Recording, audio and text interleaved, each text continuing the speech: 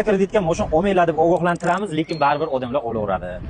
Gentra 2020-yil olib turib, mashinaga bir $1000 rasxod qilgan ekanlar, amerikankalar qo'yganlar.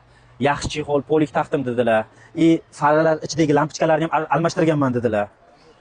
Tayyorlovkalari bor ekan. Hech qanaqa boshlang'ich to'lov yo'q. Banklarni aralashtirmasdan deymiz, lekin bu ishga o'zi bank aralashib bo'lgan.